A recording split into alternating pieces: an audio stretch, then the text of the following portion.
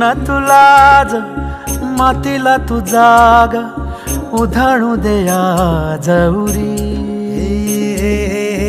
उजाडू दे आज साकड हे माग होऊ दे पहाट नवी. आता होऊन जाऊ दे साऱ्या जगाला पाहू दे पडू दे पाऊल जरी काट पाया खाली लाकड्याला येऊ दे पडू दे पाऊल.